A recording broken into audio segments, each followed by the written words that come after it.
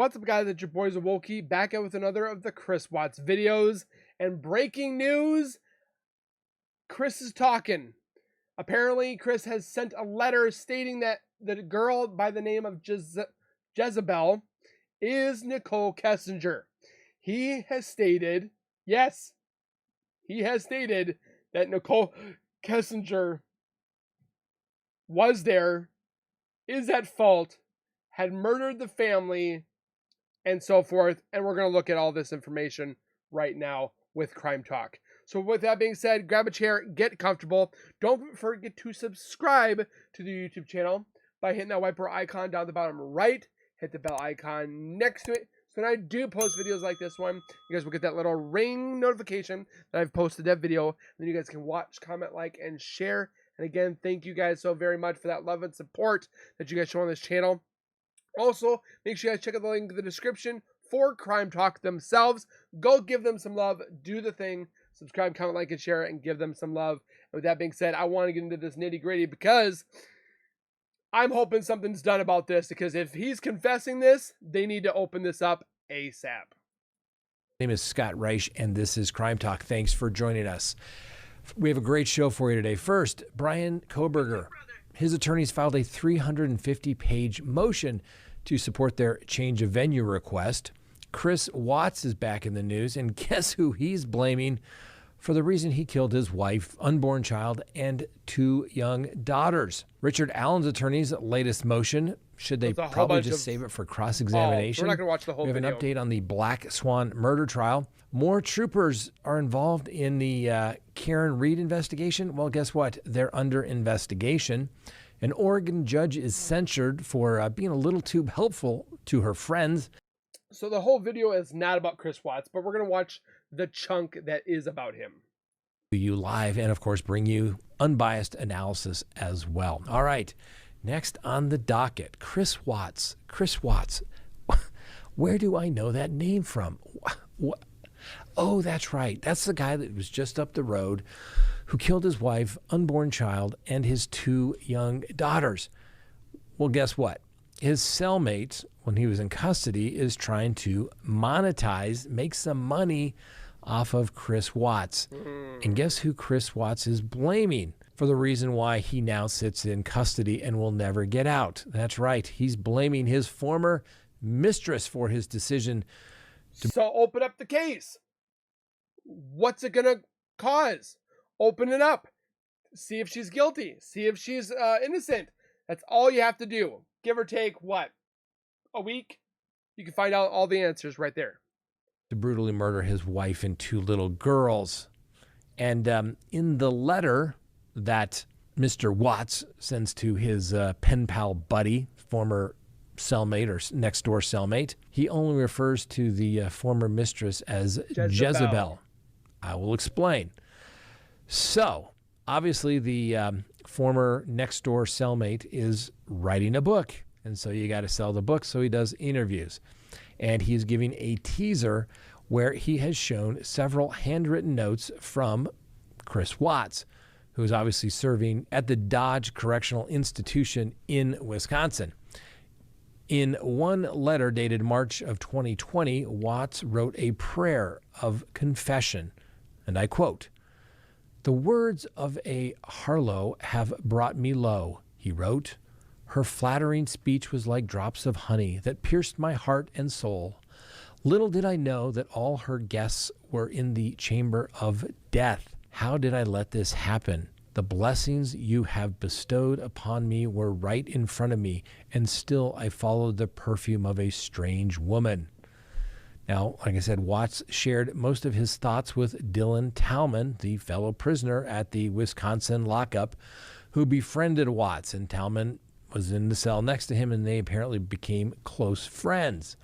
There were rumors that they were really close, but Mr. Talman, he's denied all that. Anyway, Mr. Talman was in prison for possession of narcotics when he met Mr. Watts, and although he served his sentence, he's now serving 4 months for a driving on the suspended license, which was a probation violation. Now, apparently the two began studying the Bible together, with Watts even calling Mr. Talman his spiritual twin. Now, like I said, some people had speculated that they were really good friends, but Mr. Talman flatly denies that allegation. Mr. Talman stresses that they were only studying the scriptures together. Well, apparently for more than a year, Watts had planned to write a book with Mr. Talman. Which they posted. But when Watts changed his mind, Talman has now released a series of 3 books titled The Cell Next Door. Parts 1 and 2 have apparently already been released and are available, and the 3rd installment is coming out today. Now, the book, which I have not read, apparently details how the lives of Watts and Talman intersected, and they discuss how they became friends through Bible study and deep conversation. Now, in his first book, Mr. Talman said he and Watts called Nicole Kessinger Jezebel as they talked about her, a reference to a biblical woman who, by her teachings, misled servants into sexual immorality. The book states, quote, "I was having an affair with this girl, and I ended up in love with 2 women at the same time," Watts allegedly told Mr. Talman. According to the book, it's what led up to what happened. She is of evil spirits, like Jezebel. So in the 1st and 2nd Kings book of the Bible, Jezebel was a wicked queen who turned the people away from God and convinced them to worship idols. Apparently, Mr. Watts admitted that he was stupid to cheat on his wife, and he asked for God's forgiveness every day for his infidelity, Mr. Talman asserts. Now, Watts claimed to Talman that Kessinger told him to choose between her and his family on the night of the murders. Jezebel was the forbidden fruit, he allegedly said, and it was costly. Now, Watts has admitted to strangling his pregnant wife, Shanann, in their home in August of 2018. He then drove her body to a job site for the oil company where he worked, and he dumped her body in a shallow grave. Now, his 2 daughters, Bella, who was 4 at the time, and Celeste, were in the truck. And he admitted that he drove by, and we've documented this. There were, I think, several hospitals, police stations, stores where he could have stopped, but no. He drove the young girls there, strangled them, and then put them into an oil tank, literally putting their little bodies through the top of an oil tank, probably no larger than this. So you can imagine what it took to get those young little Disgusting, bodies man. in there. Anyway, time. Watts pled guilty and was sentenced to life in prison without the possibility of parole. At the time of his case, the death penalty still existed in Colorado. It no longer does. And the Colorado prison officials soon arranged for him to be transferred to Wisconsin for his safety. Now, Ms. Kessinger still lives in Colorado, but she goes by a different name. All those records have been suppressed by the courts. I tried to attend the hearing for Ms. Kessinger's name change, and the judge told me that because of me, basically, she was going to hold the hearing not in public and seal all of those matters. So, such is life. Ms. Kessinger's life goes on. Now, Ms. Kessinger has not spoken publicly for several years about her relationship with Mr. Watts, nor does anyone expect her to in the future. Next. So I also wanted to add this from the channel on Facebook. Breaking news, celebrity crime. Interesting. But let's take a look. Okay, y'all. So breaking news in the Chris Watts case, y'all. Chris Watts has written a letter from prison saying that his mistress, Nicole Kessinger, was in the unalivings of Bella and Cece and Shanann even. He said now that she didn't unalive Shanann, but once he told her that he unalived Shanann, she said you might as well unalive Bella and Cece too. Now this is the letter. Y'all can pause it to read it. So this is the letter that he wrote from prison stating that Nicole is Jezebel. That's what he's calling her. And Jezebel convinced him to do what he did to his family. And not only that, but she was involved directly in the unaliving. She was there that morning, and she helped him conceal the evidence and put the girls in the oil tanks and do all the things. Now, she worked with him. And I've always felt like she was involved in some way. But he's finally given a full confession saying that she is... So what are they going to do with it now? She was involved, and she should as well be in trouble. Now, he said the reason that he's been protecting her for so long is because he felt bad for her and he didn't want her to get in trouble. I just wonder what this is going to do for things. I wonder if they're going to find her. I wonder what's going to happen.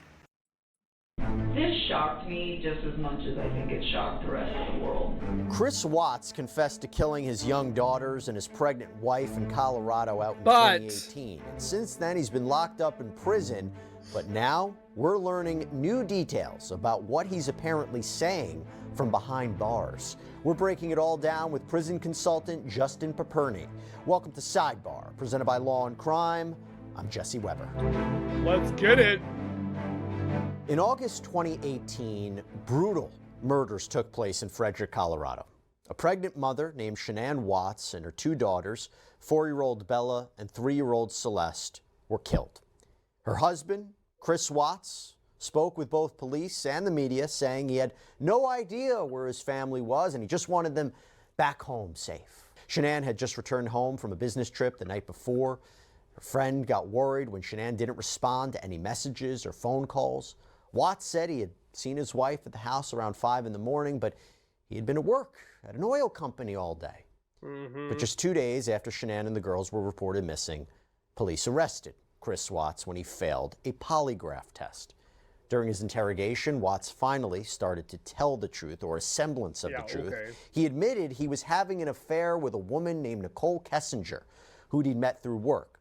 The affair had been going on for several months. Nicole was the only one? That was the only one. Was there ever like a one-night stand with someone else just out of the blue and one and done? No. No. Okay. All right. That part I believe. Do you mind if we talk a little bit more about Nicole? Sure. Okay, so walk me through it, because that was one of the things we never really got to ask you about. Right, we didn't We just talk kind of about skipped on and talked about where the girls were, but so what happened there?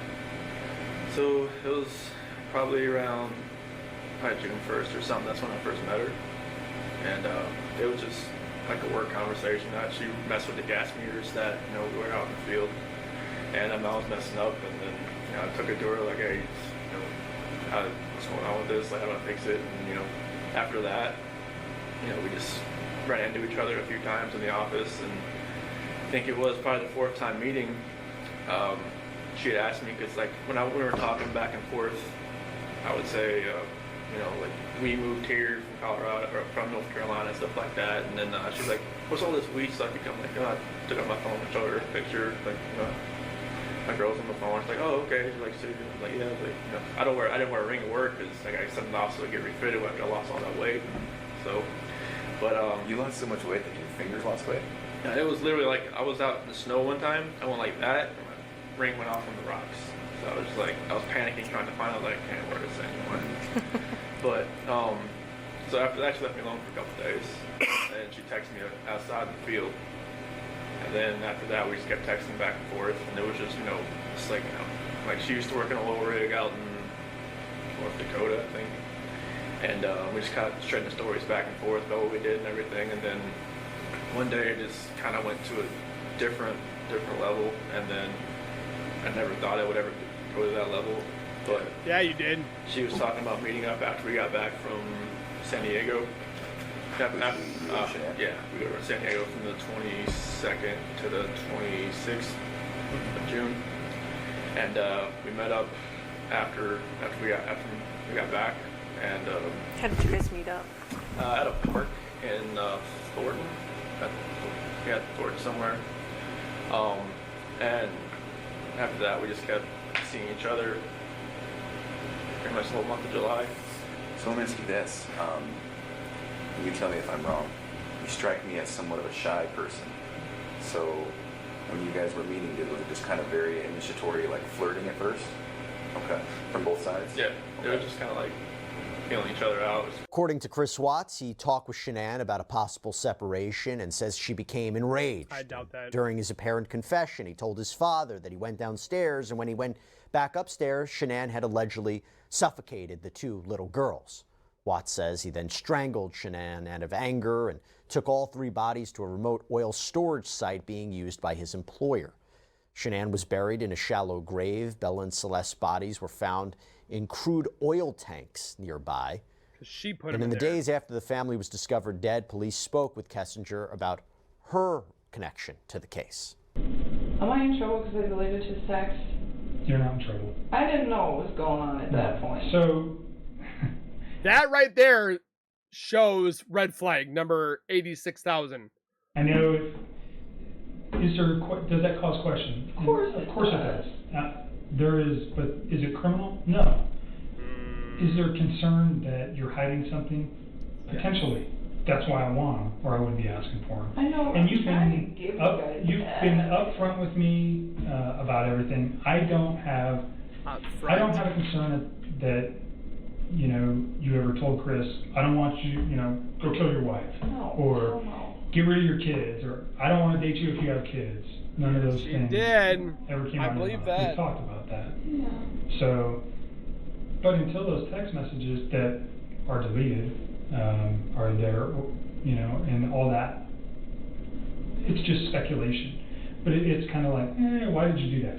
And I get your excuse. I understand what you're saying, that on Tuesday you realized who this man was and what he had done. You didn't want him to be part of your life anymore, so you got rid of it. I didn't even want to see it on my phone. It was like freaking me out because I remember I had deleted them, and then he sent me another text, and then I deleted that one too.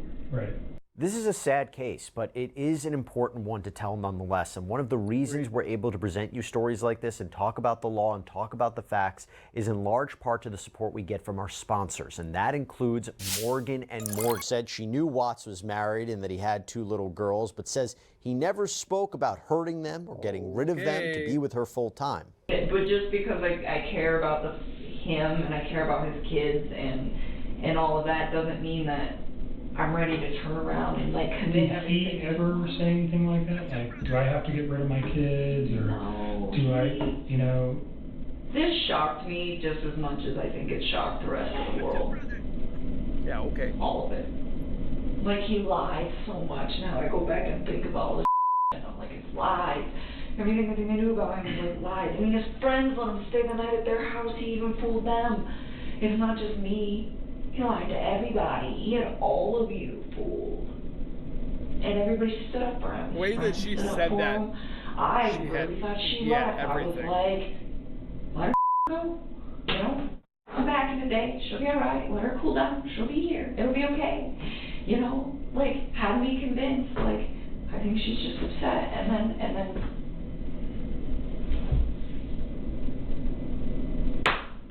Never would I guess. I mean, even now, when I go back through this stuff, that I'm like, it doesn't make sense, or it seems a little off. That stuff still doesn't send a red flag to me, hey, this guy's gonna murder his family. Sure.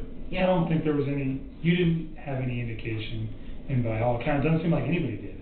No, I just, sometimes I try not to think what that man is thinking, because you don't know, but it's how long has his brain been shifting to this paradigm? Man, she's just throwing him under the bus. Shift where he feels the need to do this. It's I just don't believe that it's something that just happens in a day or 2 days. I don't think it happens in 2 months. I think that this is something that takes a very, very long time to develop, and I don't. Right. So that scares you when you look back at it? Yeah, because I think about it, and I'm like, he could have had that capacity to do that,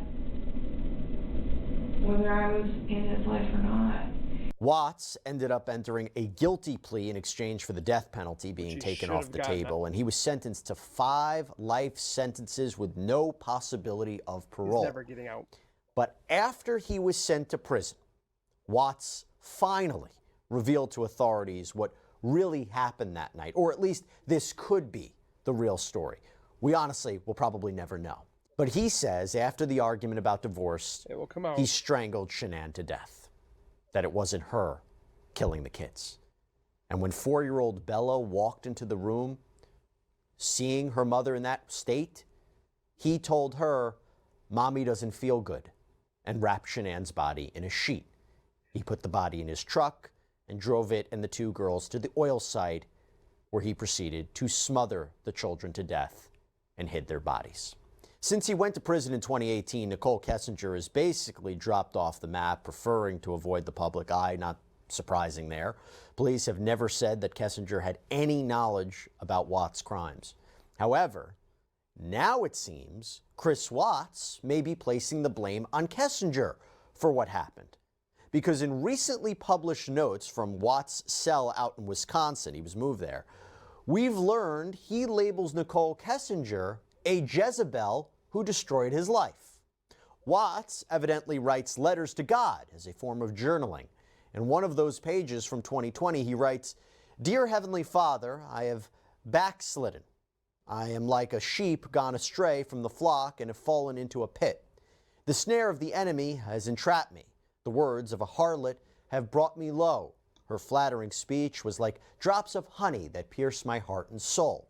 Oh! "The blessings you have bestowed upon me were right in front of me, and still I followed the perfume of a strange woman. The enemy and his Jezebel mock and scourge me as they celebrate another capture. You, O Lord, did not leave me captive or condemned. You heard the prayer of the destitute and of the prisoner appointed to death." Now, Dylan Tallman was in the cell next to Chris Watts for around a year. He was locked up on drug possession charges, and he told the Daily Mail that he and Watts became friends and studied the Bible together. The two apparently even planned to write a book together. But when Watts backed out of that deal, apparently, Tallman instead turned the writings into a series of his own books called The Cell Next Door. According to Tallman, Watts told him that Kessinger gave him an ultimatum on the night of the murders. It's your family or me. All right, so with that in mind, and clearly a lot to talk about, I want to bring in prison consultant Justin Paperny to talk more about this. Justin, thanks for coming back here on Sidebar. First, let's, from the basic point of view, it's not uncommon for prisoners to talk to one another, let alone about their crimes, right? It's cathartic for a lot of prisoners to talk about it. Something we encourage people to do is to really talk less and do more, because problems can follow. And in this case, it's a disastrous crime. And rather than try to show any acceptance of responsibility and own it, as we say, he's continuing to... He only cried when his mother talked about him that, "Oh, we still love you, son. No matter what you did, we forgive you." So that's pretty messed up. Create more pain and shame and devastation for the people that he crushed. So he has no one to blame but himself. And this prisoner who's electing to write these books, he's resourceful. He's been in and out of prison, as I understand, and he's looking for an avenue to bring more attention to his work and hopefully create a path to not return to prison. But it is not uncommon for people to go to prison, to form friendships, to open up, and unfortunately say things that can only make matters worse for people they've hurt. And in a high-profile case like this, it's very likely this news would get out. And sometimes worse for themselves, because how many cases do we cover where there's jailhouse informants? Hey, I had a conversation with this guy, and let me tell you what he said, and then testifies against him in a trial. It doesn't matter for Chris Watts, because he's going to be spending the rest of his life in prison. But make a new trial with Nicole Kessinger. How hard is that? Talk to me about the religious component of it. Do people, when they go to prison, do they have a newfound lease on religion? Do they become spiritual? Because that's what you're seeing, in a sense, from these Chris Watts notes. I believe he's using faith or religion as a tool to advance his agenda, that this wasn't his fault. Now blaming his former mistress is tragic. The lion's share of people who go to prison and find faith use it the right way. They want to make their life better. They want to improve. They never want to return to prison. What we have with Watts is a once-in-a-century sociopathic, narcissistic killer. And because of that, he is incapable of reform. He is incapable of introspecting and recognizing that he alone is to blame for this. So it's easier to feel sorry for himself in that prison, blame other people, and cloak it under the guise of faith. Even some of his letters stating that God has forgiven him for his infidelity misses the mark. He murdered his wife, his young children, his unborn child. He's a sociopath. And like I said, one-in-a-century type narcissistic killer, though it was so shocking when he was in trouble because he looked fit, he looked healthy. He's a handsome guy, married with children. It's hard for people to comprehend this is what a killer looks like. But in this case, this is a stone cold killer. And it's a tragedy that he's continuing to make matters worse for the victims in this case, including his mistress. I don't agree with that part where Nicole Kessinger is a victim. I'm just saying.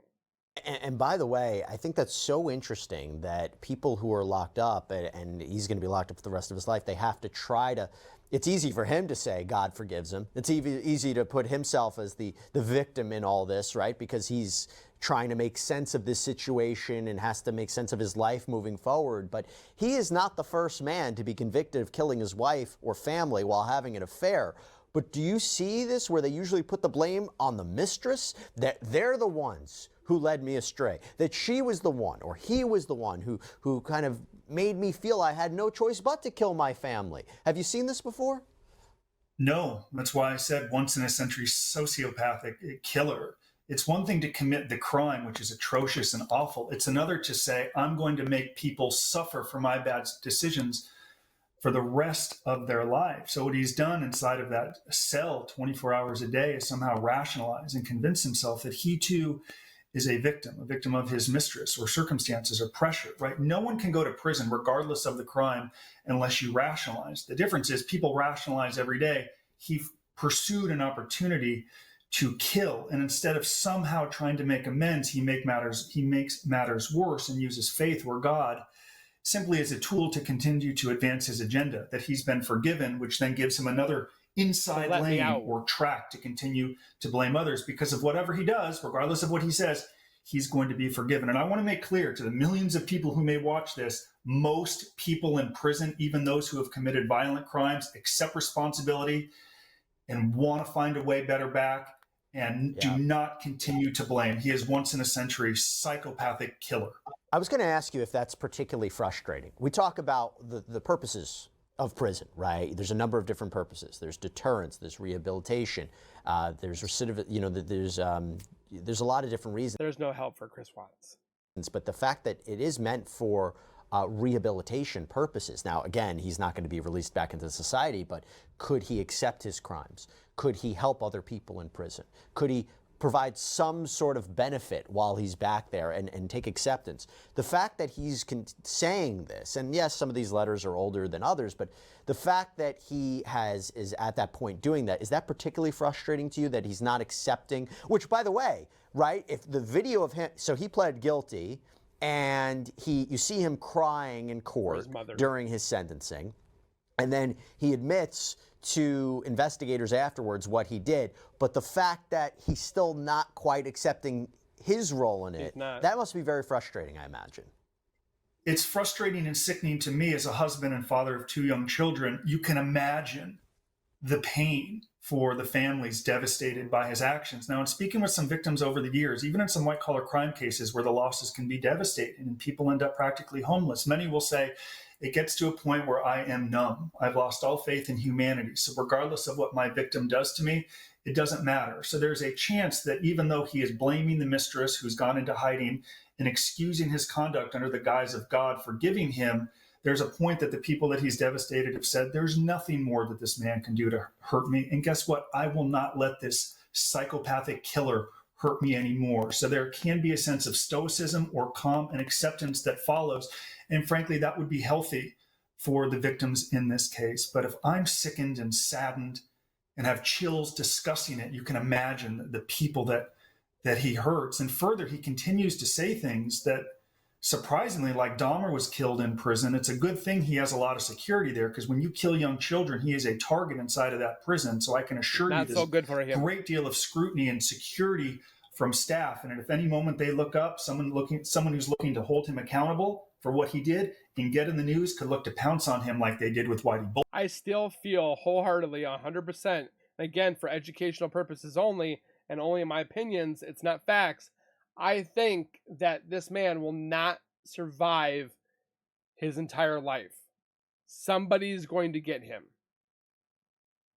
Because if you're in prison, like he said, this man said, you kill children, you have a bounty on your head. Soldier, like they did with Dahmer. And you could argue at some point it's coming if he doesn't shut up, if he doesn't continue to convey a different message. So I will tell victims of crimes, people will continue to hurt you, primarily the person that has stolen, or in this case, devastated your family. I have such empathy for the families that he continues to do this. I have such empathy for them. No, you're 100% right. You're 100% right. He can be locked up but still continue to create harm, inflict harm and damage. But the idea of him putting the blame on this Jezebel, this mistress that he had, is that a way for him to protect himself in prison? Is that a way to say, hey, to the people around him, say, listen, it wasn't me, it was her? And, you know, I was trying to understand why he would do that. It's so he can sleep. It's so he can find a way to have some meaning on the inside. There are people, because of his celebrity, who are enamored by him that might buy into this story. I know he receives letters from women across the country who might be sympathetic to that message. So he does it to advance his agenda, to get through very long, tough days isolated in prison. But he also does it to elicit sympathy with hopes that he can create and find a romance through written letters in prison. And it's easier to convey that this wasn't my fault, it was somebody else's fault. And there will be gullible people out there who are in need of some meaning in their life who will take the bait and fall for it. So it's... I mean, I'm not gullible, but I want it to be proven either right or wrong, and we can't even get them to prove it. It's simply to advance his agenda. Nothing he has done since killing these people and going to federal prison, nothing, he has done nothing to put the victims first. It still remains about Chris, and it will probably be that way until he drops dead inside of that prison, or until he's killed in there. Talk to me about Dylan Tallman. You know, you have somebody who wants to seemingly profit off of his conversations with Chris Watts. Is that unusual? It's not unusual. You had Vincent Bugliosi. I mean, look at Nicole Kessinger. She Googled Amber Fry's net worth.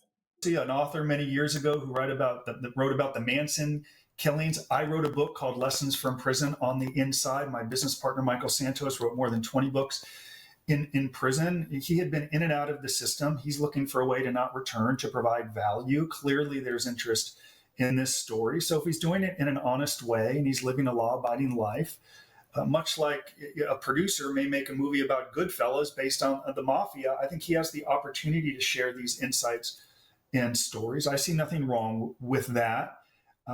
I don't see anything wrong with that at all. Now, some people would say he's profiting, as some people argued I profited off my book, and I would argue I'm sharing lessons I learned from this experience with hopes of helping people. He's providing insights into the mind of a killer. What's it like to serve a sentence alongside someone who shows no remorse or shame? Criminal justice classes can learn from that. There's value that can come from that. But no, I do not have a problem with people sharing these stories about people in prison or with people that they served time.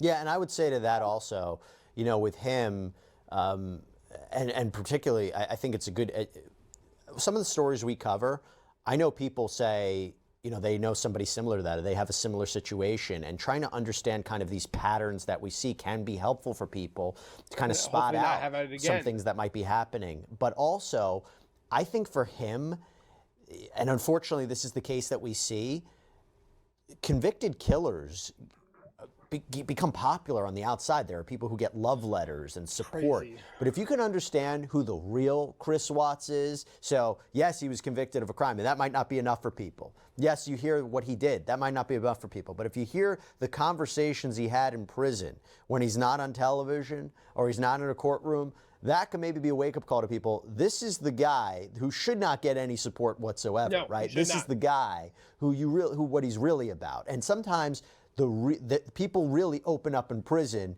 and in a way that they never opened up in a courtroom or on TV or anything like that, right? When you're serving time when you're in there 24 hours a day and you're forming friendships in prison, or you have people who are enamored by him because of the TV, and you're going to find people who are sympathetic to him, and you're going to find people that want to align themselves with him. I mentioned earlier when we went on air, my friend and mentor, Dr. Phil, before I filmed with him, he was talking about this case. You know, someone like Charlie Manson can find a young admirer while serving life at Corcoran, or someone like Chris Watts can get letters from people in prison. There's always going to be people who are sympathetic to it. And unfortunately, his parents are still alive. And I'm sure his parents, I know his mother visited him. She probably goes to see him and tries to offer as much support as she can. But she goes there knowing her son is a psychopathic killer. And at worst, or at best, he at least could have tried to make things better for his own family, who, like him, are going to serve a life sentence as a result of his consequences. It comes back to what I said earlier. A once-in-a-century psychopathic, narcissistic killer who has no agenda other than his own and does not care whose lives he ruins in the process. And he does it under the guise or faith of God, which ruins the people who actually do it the right way, who do find faith, who do find God, who want to accept responsibility. He does a disservice to all people who truly mean it, which is most people in prison. Hey everybody, Jesse Weber here from Sidebar. On this next episode of Prime Crime, it is the... So, with that being said, guys, what is your partake on this? Do you believe that Jezebel is keyword note for Nicole Kessinger? Is Chris Watts blowing smoke out of his ooh-ha again and just trying to get attention? What is your guys' thoughts on this information that we got from that book of his next door neighbor, cellmate, whatever have you? I, myself, think they need to open it up. Prove us wrong. Prove us that she's innocent. Or prove that she's guilty.